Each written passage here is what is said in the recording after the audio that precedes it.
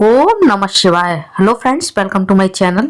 इस वीडियो में आज मैं आपके साथ शेयर कर रही हूँ कि आप पार्थिव शिवलिंग और माता पार्वती कैसे बना सकते हैं। पार्थिव शिवलिंग का पूजन विशेष माना जाता है।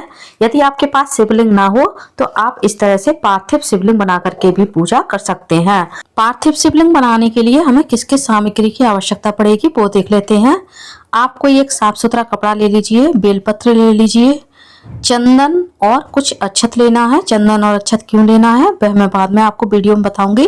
साथ ही आप एक माचिस ले लीजिएगा या फिर टूथपिक वाली जो स्टिक आती हैं वो भी आप ले सकते हैं। साथ ही मैंने केक काटने वाला एक चाकू भी ले लिया है। इस चाकू की हेल्प से हम हाथों पर जो मिट्टी लग जाएगी उसे आसानी से साफ कर सकते हैं।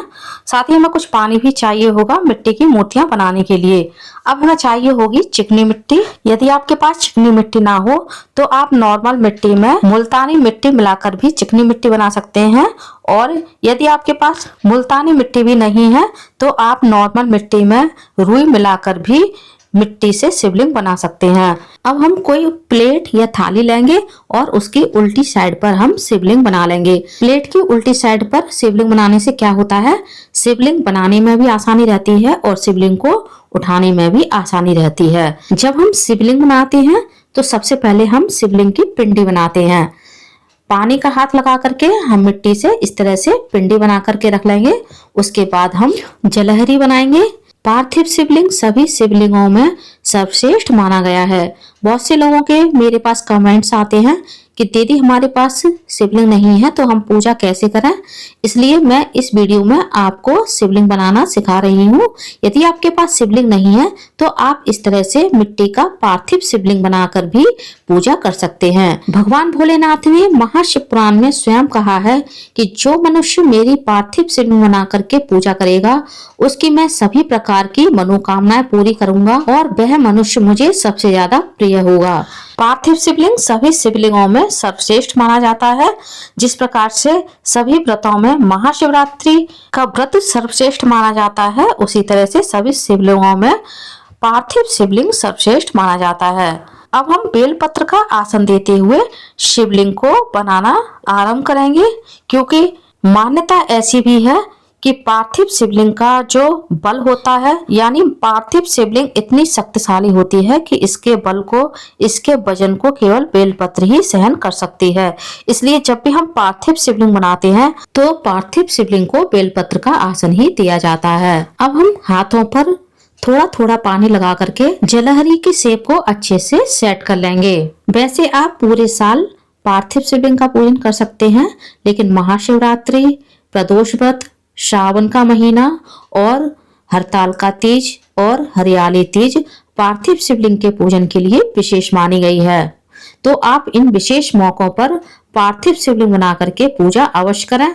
अब हम जलहरी के बीच में एक होल बना लेंगे और जो हमने पिंडी बनाई है इस पिंडी को हम जलहरी में अच्छे से सेट कर देंगे। अब हम फिर से हाथों पर थोड़ा सा पानी और लगा लेंगे और जलहरी को अच्छे से सेट करेंगे। आप पिंडी को जितने अच्छे से जलहरी में सेट कर देंगे उतना ही शिवलिंग आपका मजबूत बनेगा और पूजा के समय आपका शिवलिंग चटकेगा नहीं, यानी उसमें दरार नहीं पड़ेगी। और यदि आप पिंडी को अच्छे से जलहरी में सेट नहीं करेंगे तो सूखने के बाद जलहरी में दरार पड़ जाएगी, यानी मिट्टी में चटका आ जाएगा। इसलिए आप इस बात का विशेष ध्यान रखिएगा। शिवलिंग बनाना बहुत ही आसान होता है, बस शिवलिंग की जो सेटिंग होती है उसे आप अच्छे से कर लीजिएगा, फिर आपकी शिवलिंग कभी भी नहीं चटकेगी। तो मेरी ये शिवलिंग बन करके तैयार हो चुकी है। आप भी इसी तरह से शिवलिंग बना सकते हैं। महाशिव पुराण के अनुसार भगवान भोलेनाथ ने ये स्वयं वरदान दिया है कि महाशिवरात्रि के दिन पृथ्वी पर जितने भी चल अचल शिवलिंग होंगे उन सभी में मेरा प्रवेश होगा, यानी महाशिवरात्रि के दिन सभी शिवलिंगों में भगवान भोलेनाथ निवास करेंगे। अब हमारा ये शिवलिंग बनकर के तैयार हो चुका है। अब हम शिवलिंग को त्रिपुंड लगाएंगे। मैं ये माचिस की तीली की सहायता से त्रिपुंड बना रही हूँ। आप किसी भी नुकीली चीज से ये शिवलिंग का त्रिपुंड बना सकते हैं। शिवलिंग बनाने के बाद आप इस शिवलिंग को थोड़ी देर के लिए छांव में सूखने के लिए रख दीजिएगा। उसके बाद आप पूजन कीजिएगा। ऐसा करने से जब हम शिवलिंग का अभिषेक करते हैं देर तक तो हमारा शिवलिंग पिघलता नहीं है। यदि आप गीले शिवलिंग पर ही देर तक अभिषेक करेंगे तो आपका शिवलिंग खंडित भी हो सकता है। तो देखिए हमारा शिवलिंग बन करके तैयार हो चुका है। जब हम पार्थिव शिवलिंग बनाते हैं तो शिवलिंग बना करके हम वहां से यूं ही नहीं उठते हैं। पहले हम चंदन से और अक्षत से भगवान भोलेनाथ का तिलक करेंगे और उन्हें अक्षत चढ़ाएंगे। उसके बाद ही हम अपने स्थान से उठाएंगे। हमारे महाशिव पुराण के अनुसार यदि आप शिवलिंग का पूजन किए बिना अपने स्थान से उठ जाते हैं तो ऐसा माना जाता है इंद्र उस पार्थिव शिवलिंग का पूजन करके चले जाते हैं और आपको उस पार्थिव शिवलिंग का उतना लाभ नहीं मिलता है। तो आप इस बात का विशेष ध्यान रखिएगा। अब हम देख लेते हैं माता पार्वती हमें किस प्रकार से बनानी है। बहुत से लोगों का ये भी कमेंट्स आता है कि माता पार्वती हमारे पास नहीं है तो हम माता पार्वती का शिव जी के साथ गठबंधन कैसे करें। और अधिकतर मंदिरों में माता पार्वती जो होती हैं वो अलमारी में शीशा में पैक होती हैं, इसलिए हम मंदिरों में शिव जी के साथ पार्वती जी का गठबंधन नहीं कर पाते हैं।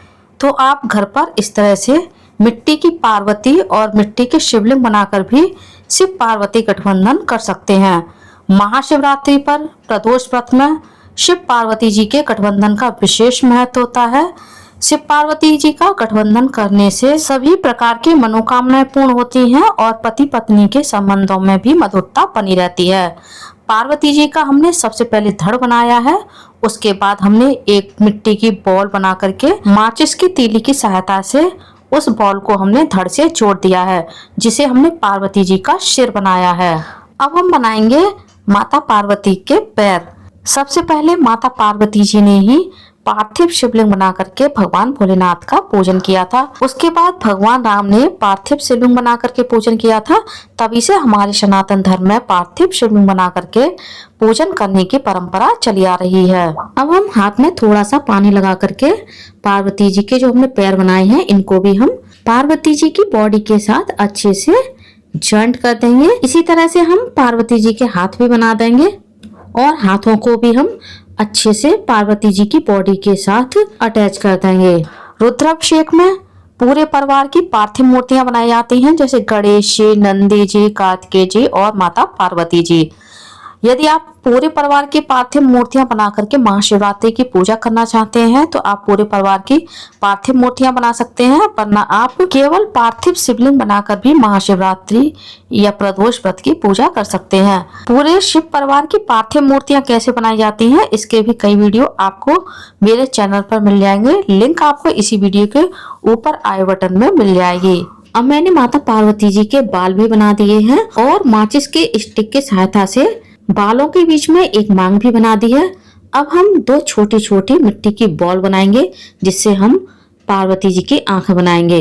बॉल बना करके पार्वती जी की आंखें बनाना बहुत ही आसान होता है, तो आप इस तरह से पार्वती जी की आंखें भी बना सकते हैं बहुत ही सरल तरीके से। इसी तरह से हम नाक बना देंगे और इसी तरह से हम पार्वती जी के होठ भी बना देंगे। महाशिवरात्रि पर आप पार्थिव शिव परिवार का पूजन कैसे करें, पार्थिव शिवलिंग का पूजन कैसे करें, इसका भी वीडियो आपको मेरे चैनल पर मिल जाएगा। लिंक आपको ऊपर आई बटन में मिल जाएगी। अब हम मिट्टी की और दो छोटी छोटी बॉल लेंगे जिससे हम माता पार्वती के कान बना देंगे। कानों को भी हम पार्वती जी की बॉडी के साथ अच्छे से अटैच कर देंगे।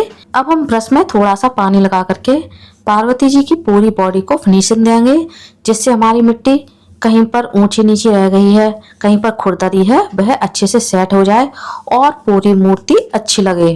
उम्मीद करती हूँ फ्रेंड्स पार्थिव शिवलिंग और पार्थिव पार्वती जी का मेरा ये वीडियो आप लोगों को पसंद आया होगा। वीडियो कैसा लगा कमेंट्स करके जरूर बताइएगा और यदि आप मेरे चैनल पूनम की आस्था पर पहली बार आए हैं तो प्लीज़ चैनल को सब्सक्राइब कर लीजिए।